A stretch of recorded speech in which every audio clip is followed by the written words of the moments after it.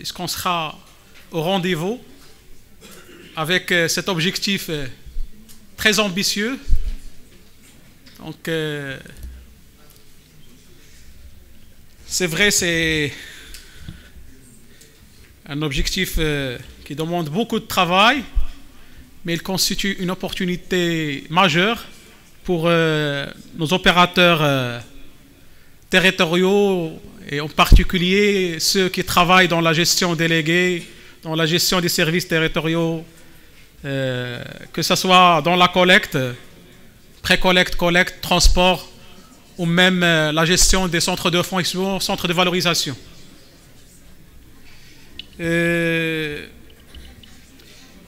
Ce contexte national, il est aussi marqué par le dernier avis du Conseil économique, social et environnemental, intitulé Intégration des principes de l'économie circulaire au traitement des déchets ménagers et des eaux usées,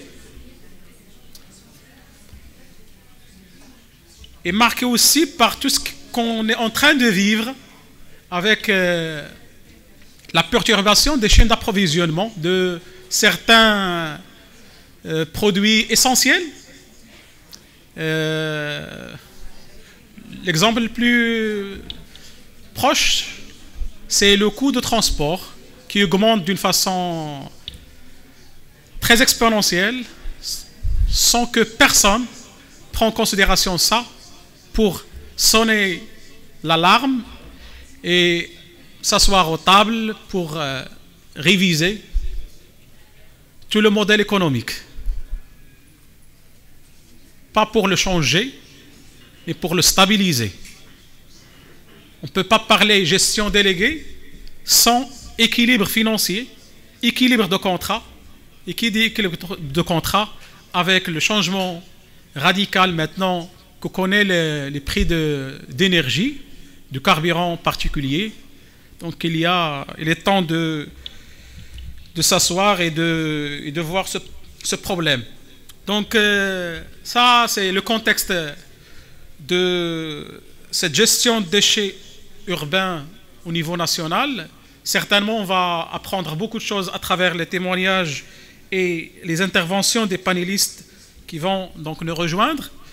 On commence par un témoignage, une présentation d'expérience de la société Ecomed, représentée par Dr Ahmed Hamidi, le PDG, le fondateur de ce groupe marocain, à la base maroco-américain, mais c'est un groupe marocain qui constitue une fierté parce qu'il a géré pas mal d'unités, de centres d'enfouissement et de valorisation.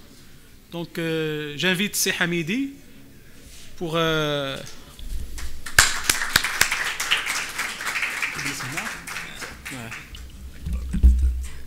Merci. مرحبا. شكرا.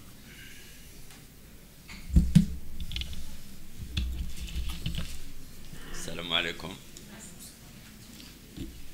Je voudrais tout d'abord remercier les organisateurs de ce salon et c'est un plaisir de partager avec vous notre expérience dans ce domaine particulier.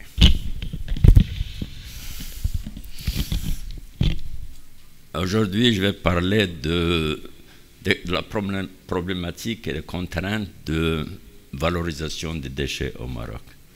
Je me rappelle, il y a 20 ans, je parlais de la gestion des déchets. Parce qu'en ce moment-là, au Maroc, il n'y avait rien et c'était le début.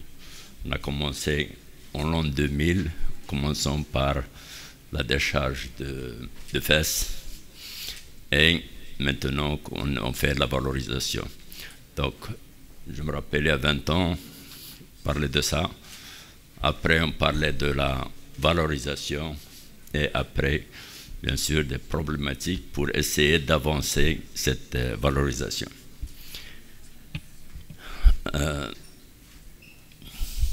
Okay. Donc, pardon. L'organisation de ma présentation. Est-ce qu'il y a le... Voilà. Je vais parler de la première partie des critères de choix des filières de traitement.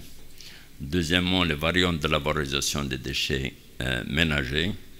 Ensuite, les contraintes de la valorisation. Et finalement, je vais vous donner quelques exemples de notre expérience dans ce domaine au Maroc. Les critères de choix des filières. Bon, il y a plusieurs filières dans le traitement, la valorisation des déchets. Parmi les premiers critères, et c'est la caractérisation surtout pour les déchets de notre pays, du Maroc et des pays africains d'une façon générale, il faut en tenir compte de cette caractérisation, cette qualité des déchets pour choisir la méthode de valorisation. Bon, tout d'abord, bien sûr, il y a les exigences du Programme national de gestion de déchets ménagers, PNDM, qui a fait le choix d'un taux de valorisation de 20% au moins, et dans quelques cas, il en parle de 50%. Il faut mettre ça dans son contexte. Malheureusement, puisqu'il n'y a pas une bonne gestion de la collecte, et ni même de la séparation à la source, on a trouvé que c'est très difficile d'atteindre ces taux de valorisation. Parce que ce qui se passe, c'est que la plupart des matières qui sont recyclables ou valorisables, ils sont collectés par les récupérateurs à l'amont. Ce qui fait, lorsque les déchets arrivent, c'est très difficile d'atteindre ces taux de valorisation. Donc c'est une chose que le programme national et les institutions doivent tenir en compte pour une mise à jour de leur souhait d'atteindre ces objectifs. L'autre critère de choix de méthode de valorisation, c'est l'emprise du sol, ça veut dire la disponibilité du terrain. On fait un choix, comment on va traiter, comment on va valoriser en fonction des disponibilités du terrain. Soit pour l'emplacement ultimatum des déchets, donc dans une décharge, il faut avoir un terrain qui n'est pas très loin. S'il est loin, il faut faire des centres de transfert. Les centres de transfert, il faut savoir où les mettre avec l'acceptance publique, etc. Donc, ce n'est pas quelque chose d'évident. Il faut en tenir compte aussi de la commercialisation des produits. C'est beau bien, on va faire une valorisation, mais comment on va la commercialiser? Ça veut dire que si notre valorisation, ça va aboutir à une valorisation, par exemple, en énergie, il faut mieux se situer donc à proximité des utilisateurs de cette énergie. Comme ça, on peut la transporter à ces utilisateurs avec un moindre coût. Ou bien un utilisateur peut être une cimenterie si la valorisation concerne les RDF, Refuse Derived Fuel, ou bien ce qu'on appelle en français donc les combustibles solides de récupération. Donc il vaut mieux être pas loin d'une cimenterie pour utiliser ça. Si on va produire de l'énergie, soit thermique, soit électrique, la même chose. Il faut être à proximité de l'utilisateur de cette énergie. Donc il faut tenir compte de ces critères pour faire le choix de la filière de traitement et où il faut l'emplacer. Bien sûr, il faut en tenir compte du contexte similaire, donc l'expérience de retour en fonction, donc il faut tenir compte de la qualité des déchets, la quantité et leur caractérisation. Comme j'avais dit auparavant, les déchets marocains sont différents. Il y a pas une très, et même à l'échelle nationale, il y a une variabilité selon l'endroit. La nature des déchets, donc dans nos régions du sud, n'est pas la même chose que la nature des déchets dans les régions nord ou côtières. Donc il y a un facteur qui est très important à tenir compte. Bien sûr, on connaît tous que les déchets ont un pourcentage de matière organique plus élevé au Maroc que dans les pays occidentaux, mais aussi le critère de l'humidité. Nos déchets sont trop humides, donc il faut en tenir compte, par exemple, pour la production des CSR ou des RDF, il y a des limitations à cause de cette humidité. Aussi le pouvoir calorifique. Donc si on va réutiliser ces déchets et les valoriser, il faut avoir un certain pouvoir calorifique pour pouvoir extraire de l'énergie voulue. Donc il faut en tenir compte de ces aspects pour faire le choix de la filière de traitement qu'on va adapter. Et bien sûr, finalement, il y a aussi le coût, l'OPEX et le CAPEX qui peuvent être supportés indirectement par le délégant au niveau du prix de traitement à la tonne. C'est beau bien, donc on veut faire ça, la gasification ou n'importe quoi, mais il faut voir que si le délégant peut supporter ces prix. On en parlait hier, il y a beaucoup d'exigences, par exemple, dans le CPS, il faut faire ça, il faut faire ça, il faut faire ça, mais lorsqu'on arrive au prix, le délégataire ne peut pas le délégant ne peut pas le supporter. Donc, il faut en tenir compte du prix, non pas uniquement du prix du CAPEX, donc le capital qu'il faut investir, qui peut être, heureusement, dans quelques cas, il y a des subventions, c'est beau et bien, mais aussi du prix de l'OPEX, l'exploitation. Quelles sont les variantes de valorisation des déchets? On va parler de 3 variantes avec quelques sous-variantes. Notamment, il y a la variante 1, le système, ce qu'on appelle MBT, Mechanical Biological Treatment. Donc, c'est un traitement mécano-biologique de traitement des déchets. Dans ce système, il y a 3 sous-variantes.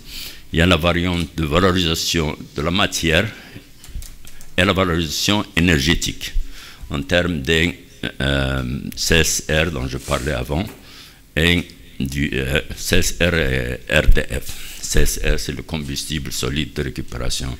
En anglais, on l'appelle Refuse Derived Fuel, RDF. Il y a une autre variante de valorisation matière, compost et énergétique.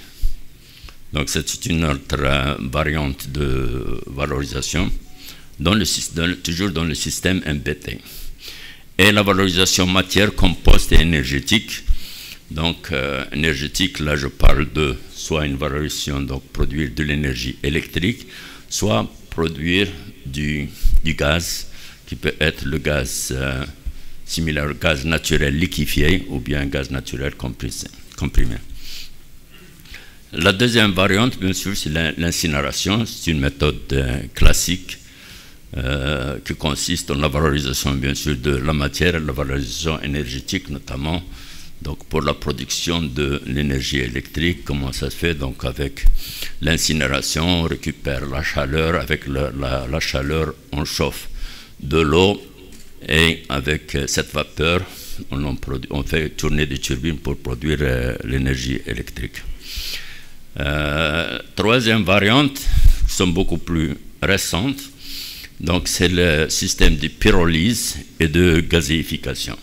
Donc ça, c'est pour produire de la matière et l'énergie. Ça peut être donc l'énergie électrique ou bien des carburants alternatifs. Donc, pour tous ces procédés, il faut passer par une première étape qui est l'étape de tri. Parce que lorsqu'on reçoit les déchets, on reçoit tout. Donc il faut trier à l'amont avant de passer donc à la valorisation, filière de valorisation. Il faut faire un tri parce que lorsqu'on a les déchets, comme j'avais dit, il y a des gros déchets, il y a des matelas et n'importe quoi. Donc il faut faire un pré-tri qui souvent est, le pré-tri souvent il est juste manuel et passé après pour un tri mécanique qui consiste en des trommelles qui ont une certaine épaisseur d'ouverture de maille avec donc la fraction fine, donc la matière organique, elle tombe donc dans le tapis, donc sur le trommelle, et cette partie est destinée soit à l'enfouissement, soit une valorisation organique parce que c'est une matière organique, soit une valorisation énergétique dont on va parler après. Après donc ce système de tri mécanique, on passe à la fraction grossière, donc un tri manuel. Donc il y a les gens comme non, celui-là il est à l'avance, voilà. Donc il y a un tri manuel et les matières recyclables telles que le carton, le papier, l'aluminium, etc. sont recyclées. Le refus de cette filière, c'est des matières, c'est du combustible qu'on peut valoriser en énergie. Lorsque je parle de combustible, ça veut dire c'est les plastiques, c'est les tissus, c'est tout ce qui est combustible qui a un pouvoir calorifique important. On les traite, je vais vous présenter un peu comment ça se fait, et puis on récupère la matière pour la valorisation. Bon, j'ai fait ça, bon, ça c'est l'anatomie générale d'une décharge, mais je pense que tout le monde maintenant connaît de quoi elle consiste. Donc il y a un système bien sûr d'imperméabilisation en fond qui est très important pour ne pas contaminer la nappe, et aussi un système d'extraction du biogaz au sein de la décharge pour valoriser ce biogaz, et bien sûr toutes les couches intermédiaires d'exploitation ou la couche finale pour la réhabilitation de la décharge. Bon, je vais passer de ça. Il y a le système, donc pour les systèmes je ne vais pas insister sur ça, mais je vais le passer rapidement.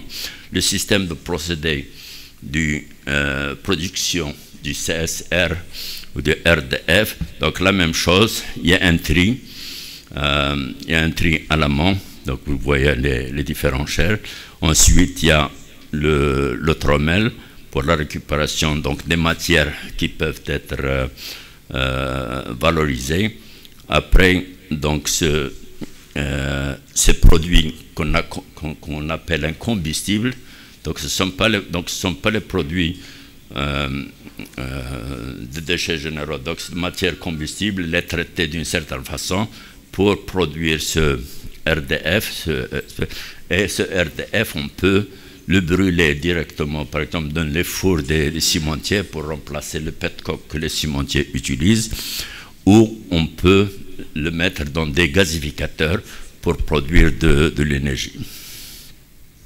Le système mécanico-biological treatment dont j'avais parlé, c'est la même chose. Donc il consiste donc à une réception des déchets, le tri de déchets pour séparer les différentes matières. Mais donc les matières organiques, les produits organiques et de haute capacité calorifique, on les met dans des digesteurs. Après, donc, dans la digestion, on produit donc la méthanisation, procédé c'est la méthanisation pour produire du biogaz. Après, on passe à l'utilisation du digestat, comme pour le compost, etc. Le système d'incinération, c'est un système classique, donc il suffit de brûler les déchets, récupérer la chaleur, chauffer de l'eau, produire de la vapeur, faire fonctionner les turbines, pour produire de l'électricité. Le système de gazéification il n'est pas tellement différent que celui de l'incinération. La seule différence, c'est que l'incinération, il y a le brûlage donc, des déchets en présence de l'air. Par contre, pour la gazification, il n'y a pas d'oxygène. Donc ça évite les émissions donc, de matières polluantes dans l'air. Donc bien sûr, c'est un autre système plus efficace, mais plus coûteux. Bon, je passe sur les détails. Le système de pyrolyse, c'est la même chose. Donc, c'est l'utilisation de la combustion sans oxygène. Et ça, c'est un peu plus de détails sur les méthodes dont on a parlé. On passe de l'unité de tri. Les refus combustibles, on les amène dans une ligne de préparation de CSR, RDF. Le refus, il est directement acheminé vers l'enfouissement et le produit de CSR, ils sont utilisés pour valorisation énergétique. Ça, il y en a deux types de ce système, le type 1 et le type 2. Bon, voilà les détails. Celui-là, la différence, c'est qu'il y a une préparation du CSR et aussi une valorisation organique pour le compost. Le type 2 dont on parle dans MPT, on ajoute le bioséchage pour réduire l'humidité de la matière. Bon, la même chose ici avec la valorisation énergétique, on a des digesteurs, de méthaniseurs pour produire le méthane et avec ça, on produit le méthane, donc le biogaz. Avec ce biogaz, on peut directement l'utiliser pour la production de l'énergie électrique parce qu'il y a des moteurs à gaz. On l'injecte dans le moteur à gaz il produit de l'électricité, ou bien ce produit-là, c'est un biogaz, donc c'est un mélange de méthane et de CO2. On fait la séparation du méthane et du CO2, donc avec le gaz proprement méthane, donc c'est le gaz qu'on appelle le gaz naturel, on peut le comprimer pour le liquéfier, pour faciliter le transport, c'est le but. Ou bien on peut utiliser directement comme gaz naturel, bien sûr s'il y a une usine dont il a besoin à proximité. Oui. Si vous permettez, je sais bien que c'est Hamidi, c'est un professeur, donc il nous amène vers beaucoup de choses très détaillées dans le process. Mais si j'ai une question à poser par rapport à votre expérience et ce que vous faites actuellement dans le secteur en tant que délégataire sur plusieurs sites, quels sont les best practices ou les points forts à retenir pour redynamiser l'activité de gestion des déchets urbains au niveau des décharges? Rapidement, comme ça. Oui. Ça, nous sommes installés dans plusieurs villes au Maroc. Il n'y a pas une synchronisation? Il n'y a pas de synchronisation parce que ça passe vite. Vas-y. Il n'y a pas une synchronisation. C'est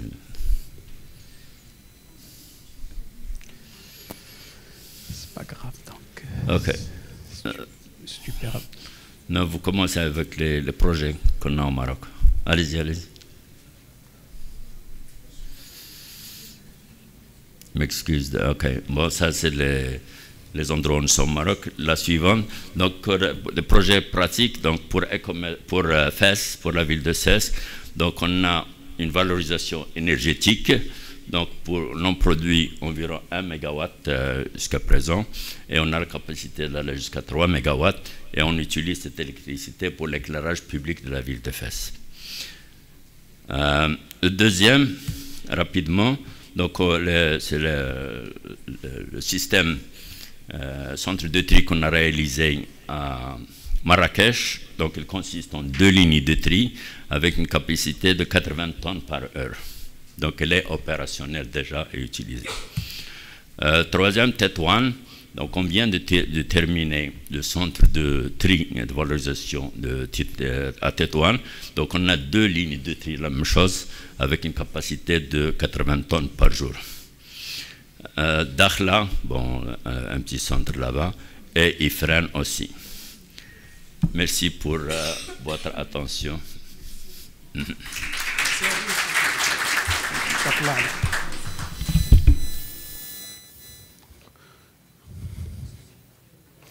On enchaîne avec un sujet de gouvernance, autorité décentralisée, les conditions nécessaires de gouvernance pour une gestion durable des déchets et ressources, présenté par Françoise Bonnet, secrétaire générale chez ACER+, Association of Cities and Regions for Sustainable Resource Management.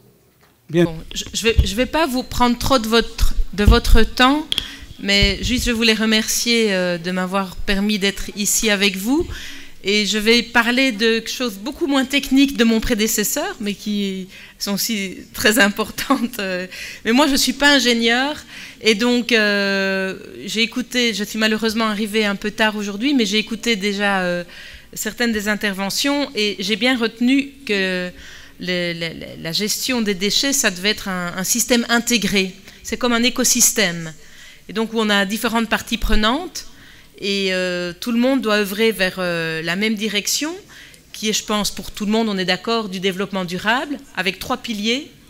L'économique, bien sûr, l'environnemental, et donc lui donner quand même une valeur économique à cet impact environnemental, et le social, et je sais que vous en avez déjà parlé, avec la problématique des waste pickers qu'on a ici au Maroc, comme dans plein d'autres pays. Et bien sûr, évidemment aussi, comme cela a été dit tout à l'heure, l'acteur qui produit le déchet, c'est-à-dire le citoyen qui est aussi un consommateur, ou l'industriel dans son process de production. Tout ça, ça fait partie d'un écosystème pour arriver vers du développement durable, et notamment, on ne l'a pas trop dit dans la présentation précédente, parce que c'était plus de la valorisation énergétique, mais on est ici aussi pour parler de recyclage. Et quand on parle de recyclage, on parle de quantité, bien sûr, pour pouvoir recycler, et de qualité. Et donc j'en viens au rôle des autorités décentralisées, qui sont les autorités les plus proches du citoyen consommateur et producteur de déchets, ou de l'industriel, qui est aussi producteur de déchets dans son process de production. Et donc, puisque c'est un écosystème, il y a des années, il y a plus de 25 ans, la région de Bruxelles, dont je suis originaire, parce qu'il y avait une nouvelle directive européenne qui venait d'être adoptée, qui s'appelait la directive sur les déchets d'emballage, obligeait les municipalités à mettre en place un tri sélectif, quelque chose qui n'était fait nulle part avant. Et sous l'instar du ministère régional bruxellois, on a créé notre réseau pour essayer de faire du benchmarking, d'échanger des bonnes pratiques et de voir comment les municipalités allaient faire, parce que c'était toute une logistique à mettre en place, c'est un coût, et donc il fallait voir comment répondre à ce coût et à ces défis en infrastructure et en ressources humaines pour pouvoir y arriver. De fil en aiguille, on a grandi, on travaille sur le pourtour méditerranéen depuis 2009, parce que la Méditerranée, notre Mare Nostrum qu'on a ici devant, est quelque chose qu'on a en commun et qu'on essaye de dépolluer, et on sait très bien qu'une grande partie de la pollution vient de la mauvaise gestion des déchets sur les territoires. Et donc, j'ai été amenée, comme mes collègues, à venir régulièrement dans le sud du pourtour méditerranéen et d'essayer de collaborer avec les villes pour pouvoir améliorer nos destinées. Et donc, comme je vous le disais, voilà, on est un réseau de villes et régions, mais avec cette optique de multi-acteurs et de collaboration, parce qu'on sait qu'on a besoin d'un écosystème. Et donc on accueille dans notre réseau également des membres qui n'ont pas de droit de vote, mais qui collaborent avec nous dans des montages de projets, etc., qui ne sont pas des représentants d'autorités publiques. Donc par exemple, on a Veolia, Suez, parce qu'on est plus en Europe, donc voilà, ce sont les acteurs. Mais on a aussi des universités, on a aussi des ONG qui représentent la société civile, pour vraiment, je dirais, inscrire les politiques publiques en tenant compte des intérêts de tous pour arriver au meilleur résultat possible en termes de développement durable. Et donc, en termes de gouvernance et de rôle des autorités publiques et régionales, bien sûr, cela dépend de la construction administrative de chaque État. Et nous, on est surtout un réseau européen, mais donc, comme je vous le disais, depuis 2009, très présent dans le pourtour méditerranéen et même au-delà. On a une panoplie de différences en termes de gouvernance administrative. Moi, je suis belge. L'environnement en Belgique, c'est une matière totalement régionalisée. Donc, ce sont les régions qui gèrent les infrastructures, les modes de collecte, etc., etc. Donc, c'est vraiment une très, très grande autonomie, un peu comme certains Länder en Allemagne. C'est différent dans d'autres pays européens, où ils ont moins de compétences. Et par exemple, ici au Maroc, on est dans ce processus de régionalisation avancée, mais elle n'est pas encore aboutie. Et donc il faut, comme on le disait tout à l'heure, on doit tenir compte du contexte socio-économico-culturel pour mettre en place le système qui soit le plus adapté. Alors, vous voyez ici, sur le transparent, tout ce qu'on peut faire au niveau des autorités décentralisées. Et il y a beaucoup de choses qu'on peut faire. D'abord, parce que, je suis désolée de le dire, mais je le répète, le meilleur déchet est celui qui n'existe pas. Donc c'est aussi de mettre en place des politiques qui permettent de réduire la quantité de déchets qu'on doit collecter et traiter. Parce qu'il ne faut pas oublier qu'à l'heure actuelle encore, pour les municipalités, c'est un coût dans le budget. Et donc on paye le délégataire, et donc on doit sortir cet argent. Exactement. Alors, on a mis en place en Europe, aux États-Unis et dans pas mal d'autres pays maintenant, pas mal de systèmes comme ça qui émergent en Amérique latine. C'est le système de responsabilité élargie du producteur qui permet notamment de couvrir certains coûts de collecte et de traitement pour tout ce qui est déchets d'emballage et qui permet aux municipalités d'avoir un certain revenu. Il y a évidemment aussi toute la fiscalité locale qu'il faut mettre en place et qui est une forme de gouvernance, parce que je pense que votre législation, comme la plupart des législations mondiales en termes de déchets, mettent comme principe directeur le principe du polluter pays principle. C'est le pollueur qui paye. Or, quand on a une fiscalité où on paye un service global qui couvre le transport, les déchets, les transports publics, l'énergie, etc., on ne perçoit pas le principe du pollueur-payeur. Et donc ça, c'est quelque chose qu'il faut mettre en place petit à petit avec l'aide des gouvernements nationaux, mais après au niveau local, pour essayer d'adapter la fiscalité au territoire. Et ça, c'est quelque chose aussi qui est important et qui permet d'arriver vers du comportement vertueux de la part des citoyens qui sont aussi des consommateurs. Moins ils produisent de déchets, donc moins ils présentent à la collecte de déchets, normalement, ils devraient moins payer. Et puis, bien sûr, il y a aussi toutes les politiques locales d'ateliers de réparation, ateliers de réemploi et de centres de réemploi pour essayer qu'on ait le moins de déchets possible de collecte. Et, comme on le sait, et cela a été dit juste avant moi, il faut caractériser aussi les déchets qu'on a et qu'on doit collecter. On le sait ici dans le pourtour méditerranéen, qu'il soit au nord ou au sud, parce que nous on fait beaucoup aussi d'études de comparaison, notamment avec nos membres espagnols, italiens et français. Il y a une grosse proportion d'organique, de déchets organiques, plus que dans le nord de l'Europe ou dans l'hémisphère nord, je dirais. Et donc ça, il faut en tenir compte aussi dans la collecte, parce que ok, on a vu des techniques d'incinération. Je suis juriste, pas ingénieur, mais je sais que quand on brûle de l'eau, c'est pas top. Donc, pour avoir une bonne performance énergétique. Donc, si on peut séparer le plus en amont possible ces deux fractions-là, en tout cas, ce qui est... Oh, il s'en va. Ce qui est humide de ce qui est sec, ça fait beaucoup. Et puis, on le sait aussi, plus on trie en amont, ou en tout cas la façon dont on collecte, va aussi avoir des implications sur les infrastructures plus en aval. Donc on peut faire un biflux, on peut faire un triflux, On peut aussi décider qu'on prend à la source tout ce qui est qui a le plus de valeur ajoutée en termes économiques, et donc on prend uniquement certains types de déchets, comme par exemple maintenant on le voit avec les chiffonniers, ils prennent un certain type de déchets. Si on veut prendre le papier carton et le recycler, on le sait aussi que s'il est à côté d'un Tetra Pak avec un fond de lait, ça ne va pas donner grand-chose en termes de recyclage. Donc il y a aussi cet aspect-là dont il faut tenir compte.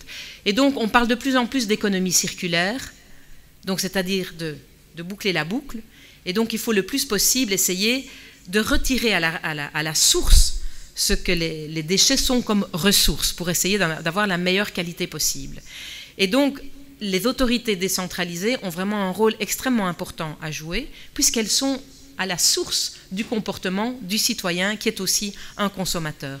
Et elles sont aussi à la source, notamment, je ne connais pas suffisamment le droit administratif marocain, mais dans beaucoup de pays européens, c'est aussi au niveau des régions et des villes qu'on donne les permis d'exploiter pour certaines activités industrielles. Et donc, les autorités peuvent très bien mettre des conditions pour que le processus de production tienne en compte une certaine gestion des déchets. Et je pense notamment à tout ce qui est le BTP et toute la quantité de déchets de construction qu'on a en milieu urbain. Les autorités locales peuvent mettre, dans beaucoup de cas, des exigences pour que les déchets de chantier soient gérés d'une certaine façon et puissent être recyclés, notamment avec du broyage sur place si ce sont des gros chantiers, etc. Donc, en fait, le rôle des autorités décentralisées, elle est vraiment importante et elle est souvent oubliée par les acteurs mêmes qui travaillent au sein des autorités décentralisées. Il y a aussi, bien sûr, tout ce qui est contrôle, parce que quand on met des législations en place, en général, on met malheureusement des sanctions. Mais si une législation a une sanction qui n'est jamais appliquée, c'est comme vous et moi quand on est sur l'autoroute. Hein. Si on dit 120 km/h, mais qu'on sait que personne ne va me contrôler, parfois, on peut pousser sur le champignon. Donc, voilà, pour dire que c'est vraiment un écosystème où tout le monde a un rôle à jouer. Et les autorités, donc les villes et les régions, elles ont un rôle important à jouer sur vraiment énormément de secteurs. Et elles doivent en être conscientes.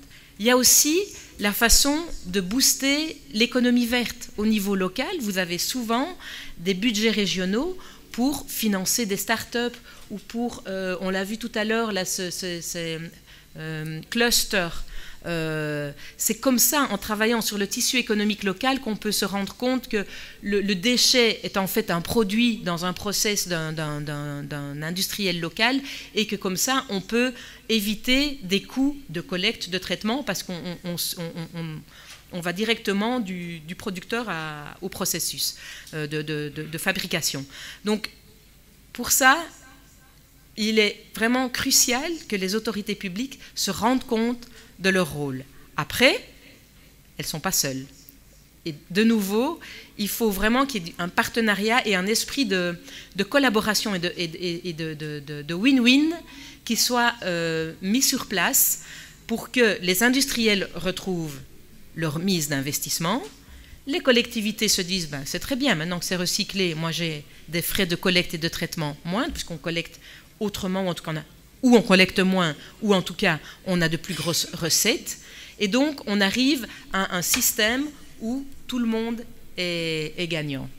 Il ne veut pas fonctionner. Il ne veut pas me donner... Oui. Bon, oui. Mais bon, c'est pas grave. Ah, non, j'ai plus de connexion. Voilà. Et donc, il y a évidemment aussi, au niveau local, ce qui est extrêmement important, c'est de travailler avec la société civile. Il y a des gens de plus en plus actifs ici au Maroc, et parce que c'est faire travailler aussi et faire engendrer des nouvelles générations en termes de façon de consommer, qu'on doit absolument changer, et ça c'est un paradigme qui est mondial. On doit changer notre façon de consommer. Et sur ça, on peut vraiment se baser aussi, et les politiques publiques doivent collaborer avec la société civile. Vous avez notamment ici au Maroc une association qui s'appelle l'AESVT, qui, à mon avis, fait un travail fabuleux sur tout le territoire. Il y en a d'autres Zéro Zébel, etc. C'est vraiment des gens avec qui il faut aussi compter et collaborer. Et puis, je pense que vous en avez déjà parlé hier, c'est l'aspect social et donc l'aspect acteurs privilégiés que sont les chiffonniers, et il faut les inclure dans l'écosystème. Les chineurs, pardon. Ah oui. Ok, les chineurs. Ou on les appelle aussi les collecteurs primaires, ou je sais, enfin, en Amérique latine, ils ont un terme. Oui, oui. Et qui doivent faire partie de la solution vers cette transition d'une économie plus verte et plus circulaire. Et donc, de nouveau, c'est au niveau des municipalités, des villes, qu'on se rend compte de qui ils sont, où ils sont et comment ils sont organisés et comment on peut les intégrer dans ce fameux écosystème. Donc voilà, moi, le discours que je tiens ici et avec nos membres, c'est qu'on sait qu'on a un rôle important à jouer, on a un rôle d'intermédiaire, on a un rôle de pont entre l'offre et la demande. Donc l'offre qui vient de ce que on doit collecter, etc., de la demande, de ce que les industriels ont besoin pour recycler, et il faut qu'on fasse matcher les deux dans, évidemment, un objectif de développement durable pour que tout le monde y trouve son compte et que l'environnement et le social ne soient pas oubliés dans cette démarche vers plus de recyclage, notamment. Donc, en gros, je ne vais pas être plus longue, mais c'est ce que je voulais vous faire passer comme message, en n'oubliant pas que, malheureusement, on a besoin d'un cadre réglementaire, parce que sinon, tout le monde aurait déjà recyclé. Si on n'avait pas besoin d'incitants économiques, si on n'avait pas besoin de lois pour dire qu'il ne faut pas jeter, pas jeter les déchets, pour faire émerger cette conception que le déchet est une ressource, malheureusement, on a besoin que le marché soit là pour le faire émerger, et on a besoin non seulement de mettre un cadre juridique, mais également de mettre des incitants économiques pour faire booster le marché de la matière première secondaire. Et donc, moyens financiers, moyens humains et collaboration. Sinon, ça ne fonctionne pas, à mon sens. Voilà. Merci. Et donc, je voudrais juste vous inviter à visiter notre site et vous êtes tous les bienvenus dans le réseau.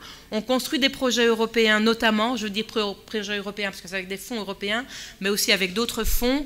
On aide les municipalités à travailler ensemble avec les universités et le monde de l'industrie pour trouver des solutions innovantes ou mettre en place des systèmes adéquats sur un territoire donné. Voilà. Merci Madame Françoise Bonnet pour ces conditions nécessaires à la bonne gouvernance pour une gestion durable des déchets, ressources. J'invite Mademoiselle Myriam Moubalir pour présenter une intervention intitulée « Production de compost à partir de l'exivia, une solution innovante et durable ». Je pense que aussi on a le professeur Fers avec nous dans... Il n'est pas là? Non, d'accord. D'accord. Je donne la parole à Mademoiselle Myriam pour présenter. Dans la salle, si on peut suivre attentivement et laisser le temps et l'énergie nécessaire aux participants de suivre avec nous ce panel, surtout avec la fatigue qui vient au bout de la journée. Merci à vous. Aujourd'hui, de vous présenter. C'est bon? Merci. Vraiment, je suis heureuse aujourd'hui de présenter notre solution qui concerne la transformation de l'exivia en compost tout en utilisant deux différents déchets, déchets de verre et déchets d'écume. Alors, d'abord, je vais annoncer la problématique et citer les différents caractères innovants de notre solution. Le premier déchet que nous avons choisi sont les déchets ménagers que vous connaissez tous et qu'on produit chaque jour. Chacun de nous produit presque 0,7 à 1 kg par jour. Ces déchets sont trop caractéristiques au Maroc puisqu'ils sont très riches en matière organique et en humidité. Du fait la forte teneur en eau et la méthode utilisée dans notre pays, c'est l'enfouissement, ces déchets génèrent une grande quantité de lexivia. La question qui se pose maintenant, que dit-il lexivia? Bien sûr, les lexivias sont des eaux complexes et fortement polluées, résultant de la percolation de l'eau de pluie à travers les déchets solides, mais également du processus biologique, physique et chimique ayant lieu au sein même de la décharge. Il est essentiel de signaler qu'une tonne de déchets ménagers donne presque 100 litres de lexivia. Ces effluents sont généralement à odeur nauséabonde, à une forte charge organique, et sont très riches en micro-organismes, qu'ils soient pathogènes ou non pathogènes. Jusqu'à présent, il existe bien sûr plusieurs techniques qui sont connues pour la dépollution et le traitement du lexivia. On cite les méthodes physico-chimiques, des méthodes biologiques et des méthodes membranaires. Mais le problème, c'est que les gestionnaires des décharges doivent supporter un coût et ce coût généralement est très élevé. Donc, voilà quelques solutions existantes actuellement dans notre pays. On cite par exemple l'osmose inverse, on a la méthode d'ultrafiltration et d'autres, mais en général, les méthodes les plus utilisées sont la recirculation et l'évaporation. On a d'autres aussi qui ont cours au stade recherche, comme traitement biologique par des micro-organismes ou bien la coagulation par poudre. Pour cela, nous avons mis en point notre solution qui se base sur le pouvoir d'un déchet de l'industrie sucrière, c'est-à-dire l'écume, à neutraliser le pH du lexivia et abaisser la charge bactérienne. Ce déchet non valorisé est produit en grande quantité au Maroc. L'addition des déchets verts qui se trouvent dans les décharges même nous permet d'avoir un mélange compostable. Voilà, jusqu'à présent, nous avons réalisé 2 essais fructueux dans 2 décharges différentes à titre démonstratif en 2016 et en 2021. Pour le 2016, c'était à la décharge de Mohammedia et elle est financée par le groupe Ecomed. Et en 2021, c'était à la décharge d'Oujda et financée par Closer Valbion. Commençons par l'essai de l'année dernière à Oujda. Donc, pour ce faire, nous avons, comme vous voyez, nous avons pris 2 barils. Donc, le premier sert à un témoin, donc contient juste le lexivia, et le deuxième sert à l'expérimenter, c'est-à-dire nous avons ajouté l'écume avec un pourcentage de 30%. Voilà, nous avons incubé les 2 barils pendant 24 heures dans le but de faire réagir les substances contenues dans le lexivia avec les écumes. Donc le lendemain, nous avons bien sûr pris un échantillon représentatif de mélange pour réaliser les analyses physico-chimiques et microbiologiques. Ensuite, nous avons ajouté, comme vous voyez, une quantité suffisante de déchets verts pour absorber les lexiviens en excès. Et on mélange bien sûr manuellement, puis on mise en ondas sur des bâches en plastique. Le même procédure a été retenu pour l'essai de Mohammedia. Nous avons déposé un brevet en février de cette année et nous avons, alhamdoulilah, reçu un rapport positif. Donc nous avons aussi testé un déchet qui est similaire, qui a des caractéristiques presque similaires à les écumes, les caractéristiques similaires de point de vue physico-chimique, donc c'est-à-dire pH, matière organique, carbone organique total, dans le but où on n'a pas n'arrivons pas à acheminer les écumes vers les décharges. Ce déchet, c'est les boues de phosphate. Aussi, nous avons déposé le brevet l'année dernière et, alhamdoulilah, nous avons reçu un accord positif. Donc, finalement, nous avons 2 traitements différents et 2 brevets. Donc, la technique utilisée, bien sûr, est très simple et ne demande que très peu de savoir et d'investissement, puisqu'elle concerne le compostage. Le compostage, c'est un processus de dégradation de la matière organique par les bactéries en présence de l'oxygène. Voilà, nous avons la matière organique et les bactéries. Les bactéries, elles travaillent gratuitement pour nous, donc rien donc rien, c'est que les bactéries qui fait l'action. Donc la méthode utilisée ici, c'est la technique en ondin. Donc nous avons réalisé bien sûr des brassages, arrosages au cas où de besoin régulièrement. Et voilà, passons maintenant à le déchet de l'industrie sucrière, l'écume, qui sont générés en grande quantité. On estime 270 000 tonnes par an. Et malheureusement, ces déchets sont rejetés à l'extérieur des usines. Voilà, comme vous voyez ici, on a la région de Sidi Ben Nord et même d'Ouladiyed, mais il faut signaler qu'il existe plusieurs utilisateurs de l'agriculture, c'est-à-dire les fillah, qui on l'utilise dans leur agriculture. On obtient les écumes durant la phase d'épuration. Au-delà de la richesse, bien sûr, en calcium, magnésium, assimilés par les plantes, et le phosphore, ils sont considérés pour la correction du pH du sol. Passons maintenant aux déchets verts, puisque dans notre étude, on les utilise. Il faut savoir qu'une ville comme Rabat, elle génère presque 70 000 tonnes par an. Et toute cette quantité, elle rejoint le décharge.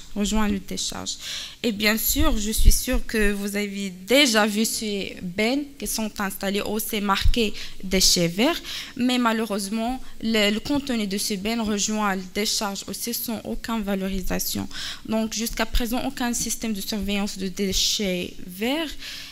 D'où la nécessité d'un traitement biologique qui est simple, qui peut favoriser l'économie et bien sûr stimuler le recyclage pour diminuer le volume destiné aux décharges et prolonger la durée d'exploitation, bien sûr, des décharges.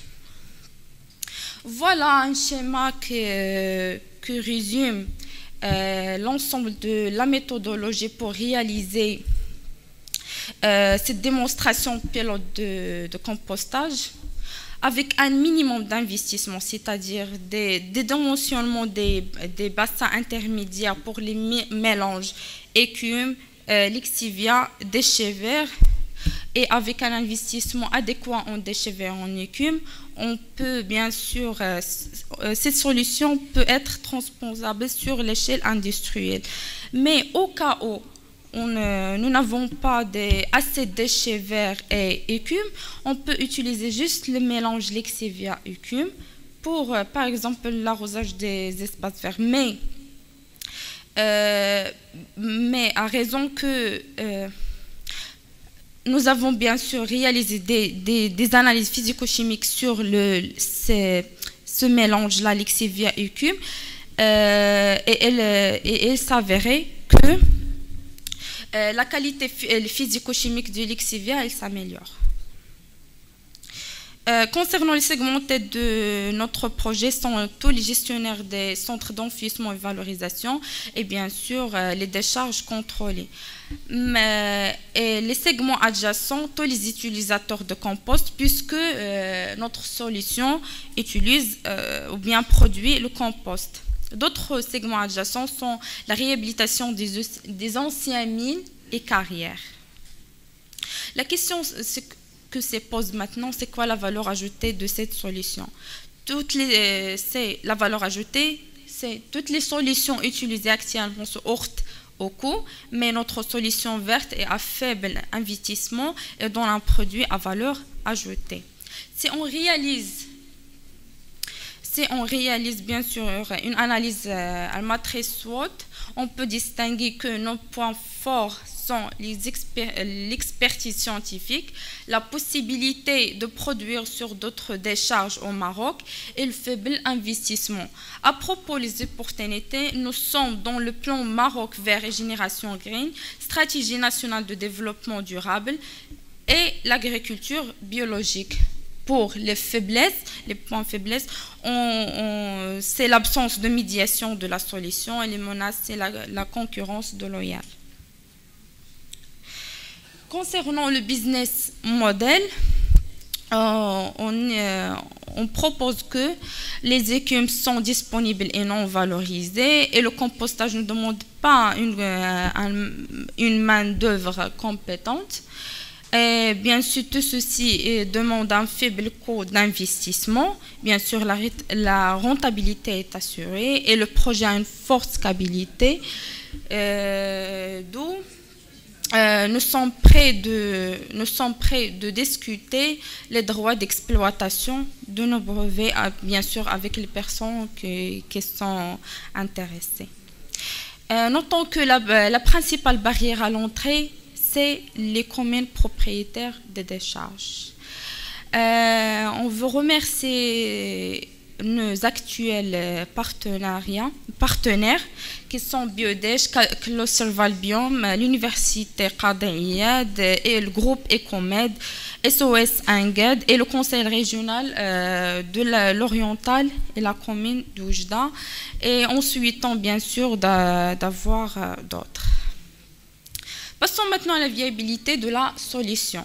Voilà, on estime que le coût actuel des traitements à la décharge de Mohammedia est de 2000 dirhams par jour. Avec notre solution, chaque mètre cube traité valorisé générera une marge nette de 187 dirhams. Passons brièvement maintenant à nos principaux résultats trouvés. Le contact de 24 heures entre lexivia et écume permet une absorption d'une partie importante du lexivia et permet la diminution des mauvaises odeurs. Concernant les paramètres microbiologiques, ou bien les analyses microbiologiques, on remarque qu'après 24 heures de contact entre l'écume et l'exivia, on a une réduction presque totale. Voilà, concernant la température, l'évolution de la température montre que le processus de compostage s'était bien passé. On a une phase thermophile qui nous permet une meilleure hygiénisation. À propos de l'humidité, le pH et le rapport suceur sont tous dans les normes. Et on remarque que l'ondin qui a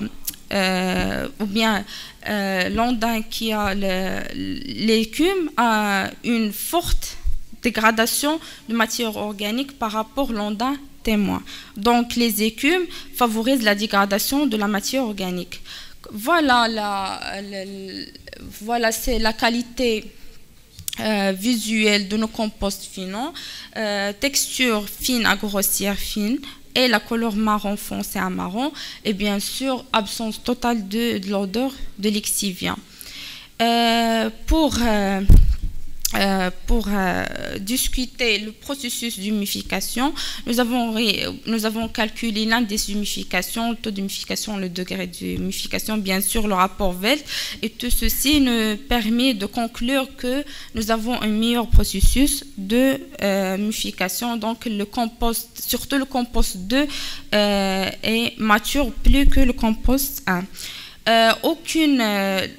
Les valeurs du méthanol sont tous inférieures aux normes. Aucune phytotoxicité n'était détectée. Et le compost a une valeur agronomique considérable. Il est riche en éléments minéraux, l'azote et le phosphore. Donc, maintenant, cette solution permet-il d'éliminer les odeurs du lexivia? Oui, absolument. Dès les 2 premiers jours, on passe de l'odeur niaisebonde du lexivia à l'odeur typique d'un compost en formation. La question qui se pose maintenant, que faire du compost produit? Alors, la solution a l'avantage de générer un produit de valeur, c'est le compost, à partir de 3 types de déchets. Ce compost peut alors mis à la disposition des collectivités et administrations publiques pour leur espace vert ou bien vendu à des sociétés privées d'aménagement des espaces verts. Il est très important que le volume à traiter par jour dépend de la capacité des bassins intermédiaires et de la main-d'œuvre affectée à cette tâche. Donc, notre solution a plusieurs avantages, tels que c'est une solution entièrement issue de la recherche scientifique marocaine, solution entièrement biologique et à très faible investissement. Et bien sûr, permettre de valoriser de 3 types, comme j'ai déjà dit, de déchets. Aucun produit dangereux n'était utilisé. Et solution générant un produit à valeur ajoutée. À propos de l'impact durable de cette solution, donc il stimule l'économie verte et bien sûr il permet de créer des postes de travail directs ou indirects et permet la valorisation de déchets. Alors pour ce, je vous remercie pour votre attention. Mariam Moubaler, pour cette présentation qui est issue de milieux scientifiques et de la recherche et qui vise à valoriser d'une façon agronomique le lexivia et produire le compost. On continue dans cette logique de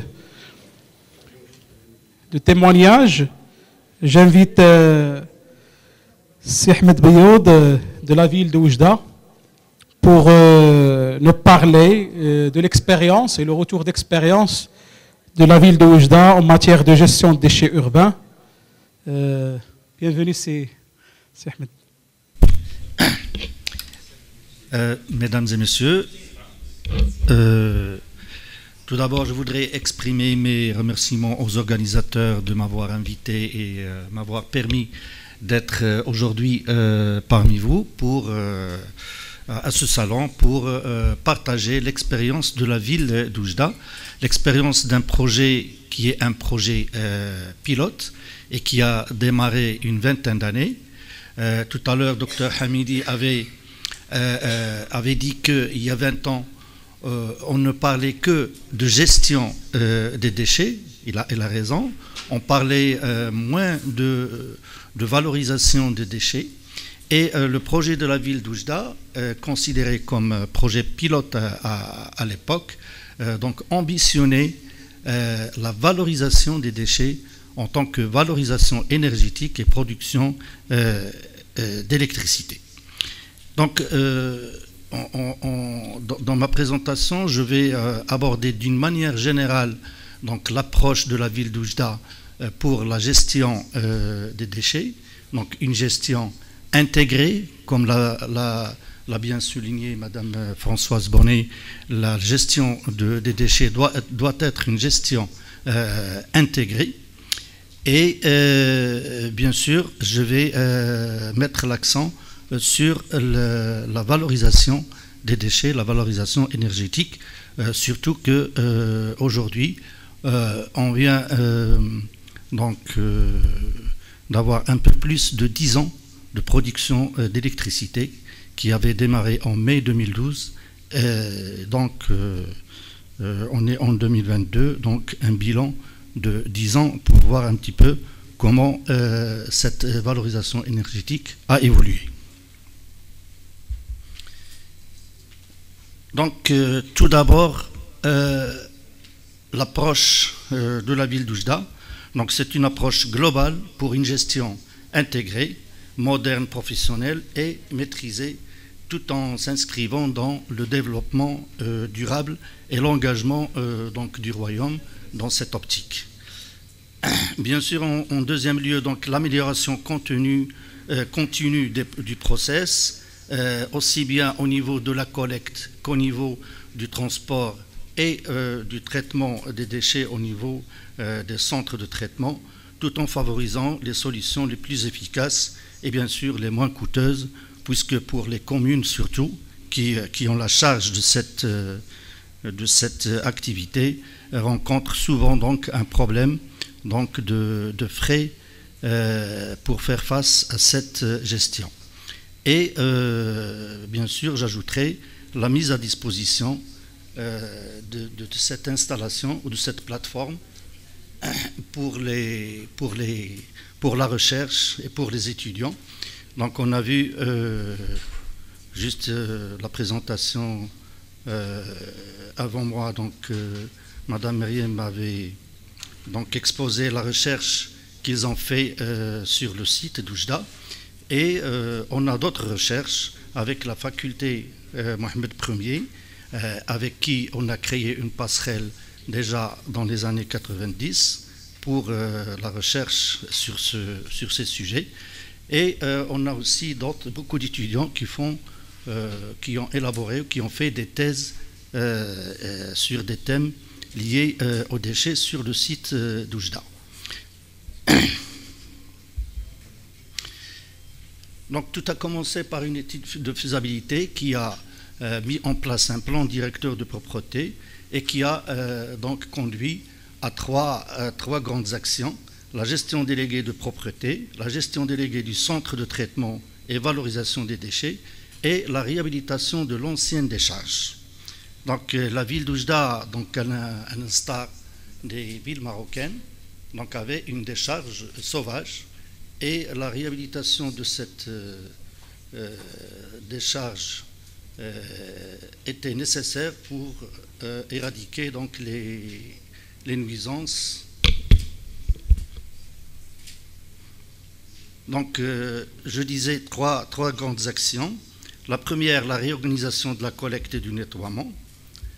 La deuxième, donc le choix de traitement et la réalisation d'un centre de traitement qui a permis la fermeture et la réhabilitation de la décharge, de l'ancienne décharge, qui était une décharge bien sûr non contrôlée, qui aujourd'hui cette décharge, donc avec la création du nouveau centre, donc il a été permis de la réhabiliter, de la fermer et même de l'aménager en un espace donc de loisirs.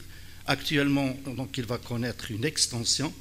Donc on a une trentaine d'hectares, mais avec le conseil régional, plutôt le conseil préfectoral qui a reçu un financement de la DGCT, va donc continuer sur cet aménagement pour en faire un espace de loisirs. Pour les prestations de nettoiement et de la collecte, donc la ville d'Oujda, on est au troisième contrat de gestion déléguée. Donc là, sur la photo, on voit le parc, donc ce qu'on appelle la base technique, avec donc les véhicules. Donc c'est une gestion déléguée qui a démarré en 2020 pour une population de 470 000 habitants et un coût annuel de 90 millions de dirhams et un montant des investissements de 95 millions. Bien sûr, le taux de production des déchets, et il avoisine donc la moyenne nationale qui est 0,76 kg par habitant par jour. Le tableau suivant donc, nous montre un peu l'évolution des déchets. Donc on remarque qu'il y a une légère augmentation en 2021 par rapport à 2019. Il y a même une diminution en 2020 et elle est due bien sûr à la conjoncture actuelle, c'est-à-dire à la pandémie.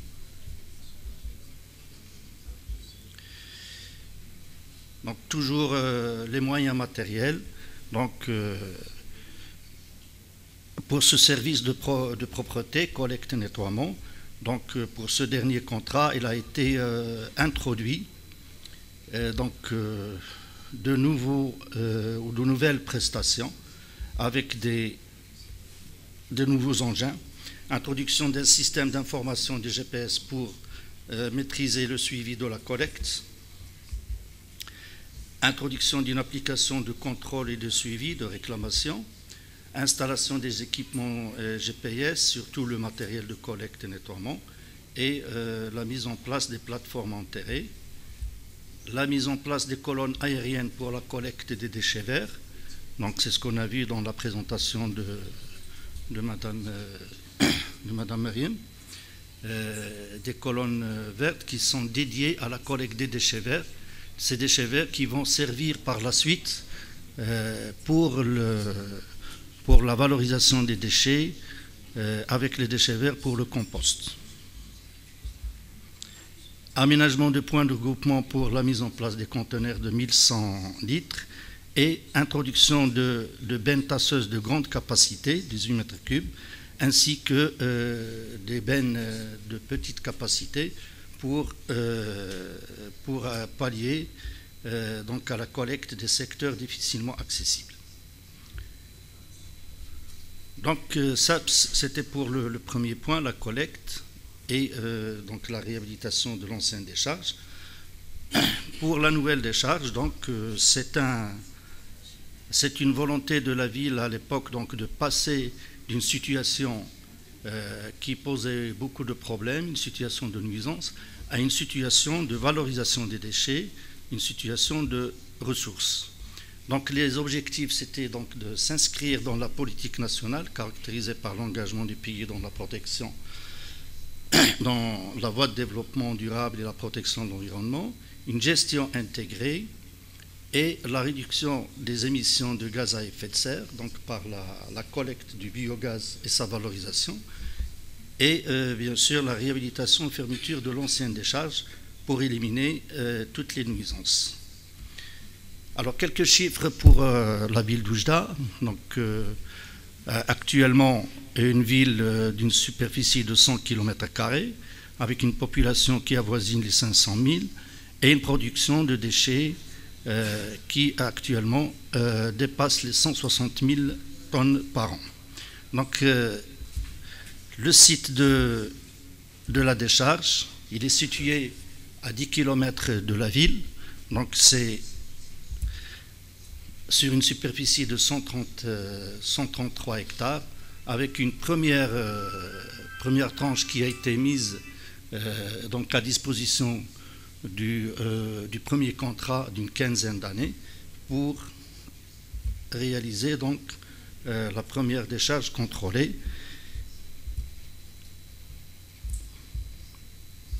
Donc là je passe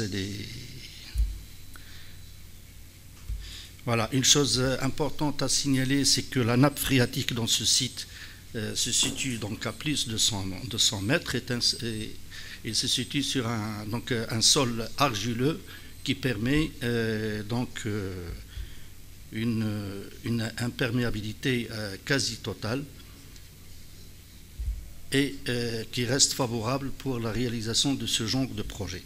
Donc un premier contrat de gestion déléguée qui a été donné à une société CSD-CRB pour une durée de 15 ans pour réaliser cette première tranche sur une quarantaine d'hectares. Alors le concept de projet, donc le projet comme je disais, il ambitionnait déjà à l'époque donc de valoriser ces déchets et le principe donc est simple, donc l'enfouissement des déchets, l'installation d'un système de dégazage, l'installation des installations de valorisation, à savoir une station de pompage et des moteurs à gaz pour produire de l'électricité et l'injecter sur le réseau de l'ONE. Bien sûr, pour réaliser ce projet, il a fallu impliquer des partenaires tels que l'ONE pour assurer la vente de l'électricité et d'autres partenaires pour garantir des subventions pour la réalisation du projet. Alors rapidement, les étapes donc, à l'intérieur du site, donc la réception des déchets, l'enfouissement des déchets, la gestion de l'Ixivia, et là je parle de gestion et non de traitement, parce que à l'époque, en 2003, donc, comme ça a été signalé par Dr Hamidi, on n'avait pas encore de retour d'expérience ou de recul pour proposer donc des solutions de traitement de l'Ixivia. Donc le seul traitement qui a été retenu donc, dans l'étude à l'époque, c'est l'évaporation et la recirculation de l'Ixivia dans la masse des déchets. Donc on va voir par la suite. Donc un système de dégazage, donc l'installation des puits à gaz, le pompage du biogaz et la production d'électricité. Donc le système de dégazage consiste à installer un certain nombre de puits verticaux sur le casier, sur les déchets, au fur et à mesure de l'avancement, de l'enfouissement des déchets. Donc à peu près 50 puits de captage de gaz sont installés verticalement sur chaque cellule. Donc la première tranche qui est de 40 hectares, donc il était prévu 3 grands casiers et chaque casier comprend 6 compartiments ou 6 cellules. Donc un casier comprend pratiquement à peu près 300 puits de gaz.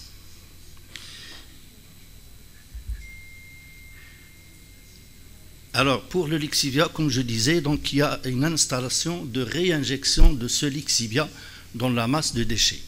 Donc d'une part pour réduire le volume produit de Lixivia et d'autre part pour permettre aux déchets donc une bonne fermentation et par la réinjection de ces Lixivia.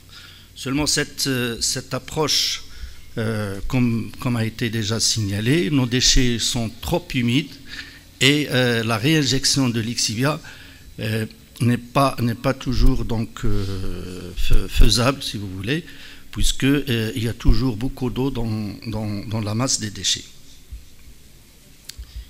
Alors le pompage, donc une station de pompage de biogaz, environ 6000 normal mètres cubes de gaz sont extraits quotidiennement des déchets et acheminés vers la station de pompage. Donc c'est une station de pompage avec 2 moteurs, 2 pompes, une pompe qui travaille, une pompe donc qui est en instance en cas de problème. Le pourcentage de méthane varie entre 47 et 67%, donc dans le biogaz. La quantité de biogaz extraite depuis le démarrage, c'est-à-dire depuis mai 2012, sur une période d'à peu près 10 ans, est de 15 450 000 normal mètres cubes. Alors là, on voit donc la station de pompage et la torchère. Bien sûr, en cas d'arrêt de moteur pour entretien, ou en cas de panne, etc., donc il y a moyen donc de brûler le gaz produit sur une torchère. C'était le cas aussi pour la première année de démarrage, pratiquement en 2011, pour une période de stabilisation où il a fallu donc faire fonctionner la torchère et brûler le biogaz produit. Alors ce biogaz extrait, donc ces 15 millions de normal mètres cubes ont permis une production d'électricité de 17 000, environ 18 000 mégawatts. Donc c'est cette production qui est injectée au réseau de l'ONE depuis le démarrage de la station de conversion énergétique. Et cette quantité correspond à une moyenne quotidienne de 5 mégawatts par jour. Donc pour un moteur ou une puissance installée de 850 kW et avec un fonctionnement de 15 à 16 heures par jour, Donc il y a une production qui varie entre 5 et 9 mégawatts, avec une moyenne durant les 10 années de 5 mégawatts. Alors le générateur installé possède un équipement automatique pour le lancement progressif sur le réseau de l'électricité produite. Alors cette électricité produite, il est bien sûr produite en basse tension et par le biais d'un poste élévateur, donc il est converti donc en moyenne tension pour être injecté sur le réseau ONE. Alors pourquoi injecter sur le réseau ONE et pas pour une autre utilisation? Tout d'abord, comme je disais, donc, il a fallu garantir donc, la vente d'électricité. Et donc, dès le départ, avant même de lancer l'appel d'offres en 2003, donc, il a été signé donc,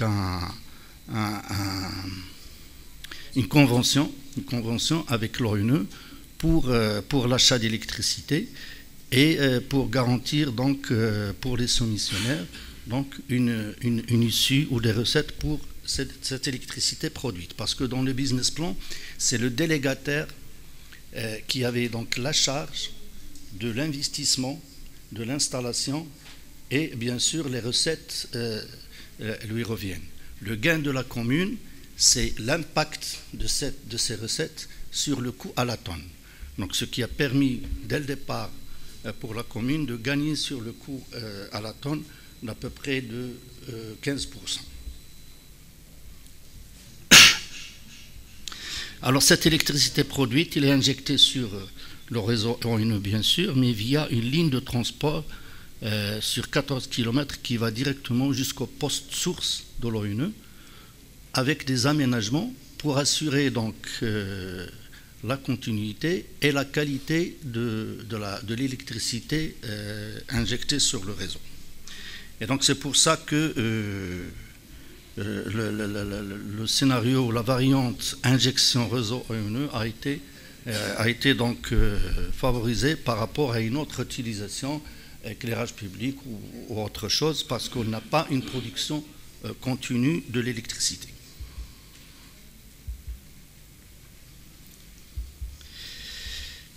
Alors là, ces tableaux, c'est juste pour montrer un petit peu l'évolution de la production de l'électricité et puis les recettes afférentes à cette électricité.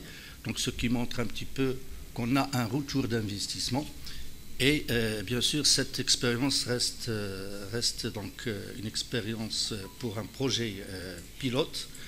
Il a besoin bien sûr d'être amélioré au niveau déjà de l'enfouissement des déchets. C'est-à-dire, avant d'enfouir les déchets, il faut absolument un tri pour améliorer donc, la production de biogaz, améliorer le drainage et améliorer, bien sûr, le système de dégazage pour une meilleure extraction et production du biogaz. Donc, les performances, si on veut parler de performance, donc il y a l'atout environnemental, c'est la réduction des gaz à effet de serre et l'atténuation des odeurs. Donc, l'atout économique, c'est la réduction du coût à la tonne traitée. Pour les perspectives, donc il y a l'exploitation de la zone d'extension d'à peu près 30 hectares, puisqu'on se situe sur un site de 133 hectares. On utilise jusqu'à aujourd'hui donc 40 hectares et donc il y a encore de l'espace pour l'extension. Le tri des déchets s'avère nécessaire. Le traitement des lixivias, la même chose. La valorisation des lixivias en biométhanisation, donc on a vu les exemples de valorisation tout à l'heure. L'installation de 2 moteurs à gaz 850 chacun, pour une production à terme de 2,4 MW par heure. Et bien sûr, toute autre valorisation de déchets qui reste donc faisable et rentable peut être donc intégrée à ces activités. Voilà, je vous remercie pour votre attention. Merci, Biod. Donc, j'enchaîne juste par une question par rapport à cette expérience de gestion dans la ville d'Oujda, par rapport au montage contractuel. Parce que je pense que durant cette expérience et ces années, c'est la reconduction de la gestion déléguée pour la 3e fois pour la gestion de la collecte, la 2e fois pour la gestion de la décharge. Donc, quelles sont les conditions ou les choses à bien écrire dans un contrat qui gère la relation entre le délégant et le délégataire afin de favoriser une gestion correcte, optimale de l'affaire finale.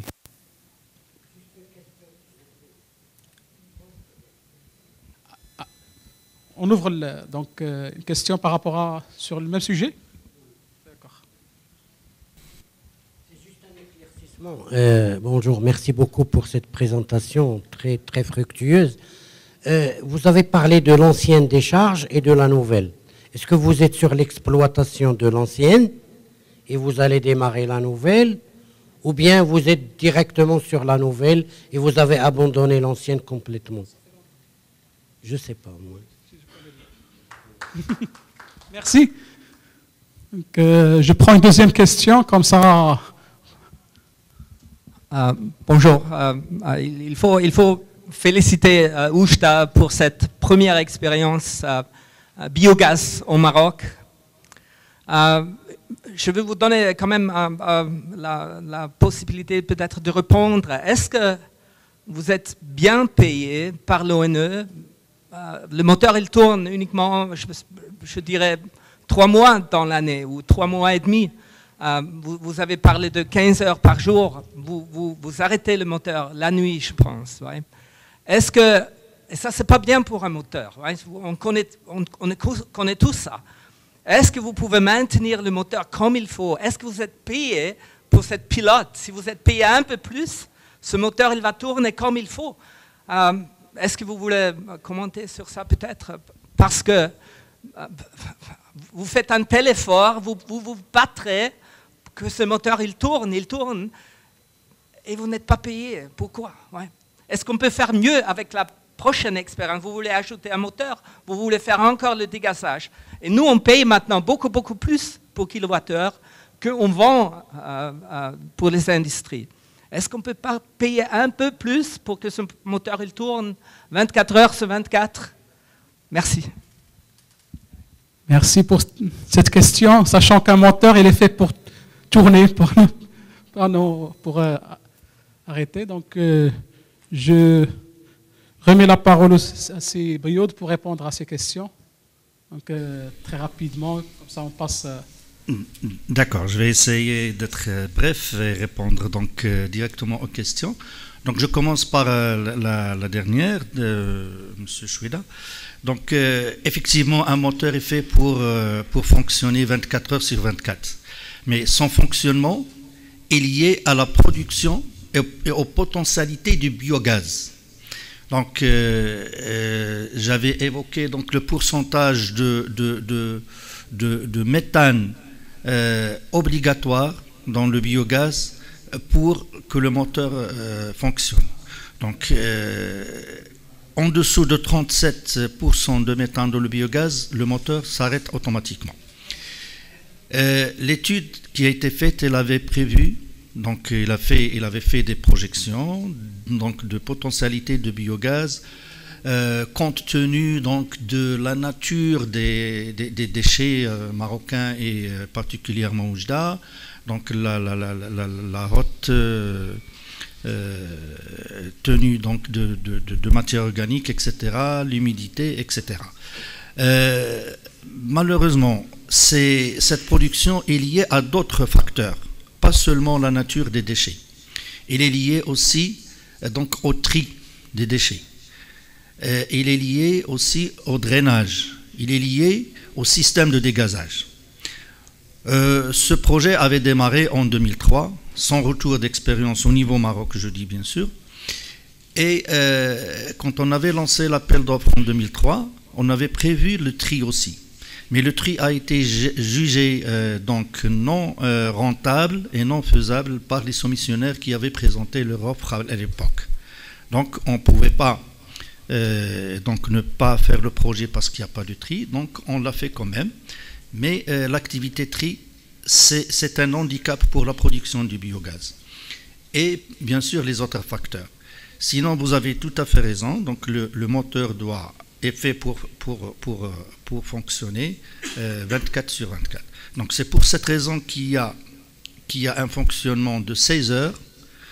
Vous savez bien que pour la vente d'électricité, il est partagé en 3 plages horaires. Il y a les horaires creuses, les horaires pleines et les horaires de pointe. Donc les horaires creuses, c'est la nuit, c'est au-delà de 23 heures, de 23 heures à 18 heures, et c'est le prix le moins cher. Donc c'est pour ça qu'on a choisi de faire fonctionner le moteur durant 16 heures, parce qu'il ne peut pas aller au-delà. Il faut laisser le temps au biogaz de s'accumuler. Et donc le moteur fonctionne pendant les horaires creuses et les horaires pleines. C'est les horaires qui correspondent à des prix donc les plus élevés. Je disais tout à l'heure dans ma présentation qu'il a fallu impliquer dès le début des partenaires, et essentiellement l'ONE, pour assurer l'achat de cette électricité. Parce qu'il faut toujours mettre ce projet dans son contexte. En 2003, la loi ne nous permettait pas donc de vendre de l'électricité produite. Et donc l'ONE, à titre exceptionnel, avait encouragé ce projet caractérisé par projet pilote, pour pouvoir donc le généraliser par après à d'autres villes beaucoup plus importantes, telles que Casa, etc., qui ont des productions de déchets beaucoup plus importantes. Donc les prix négociés à cette époque sont de l'ordre de 0,75% du prix de la vente de l'énergie domestique. C'est-à-dire si le kilowattheure, on le paye nous maintenant à 1,60 dirham, donc c'est 0,75 de 1 dirham 60. Et puis 0,50 pour les heures pleines et 0,40% pour les horaires creuses. Voilà pour cette question. Pour la deuxième question.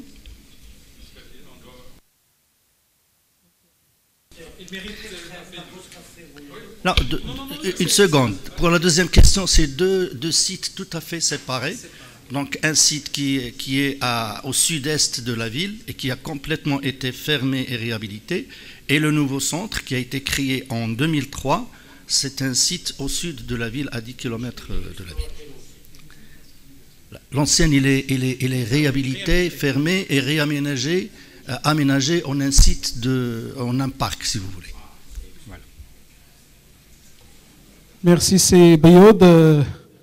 Au nom de l'audience, j'aimerais féliciter et remercier les panélistes. C'est Hamidi, Madame Bonnet, Mademoiselle Moubalir et M. Bayoud pour leur présentation, leur participation à ce panel gestion de déchets urbains. Merci beaucoup et à la prochain panel.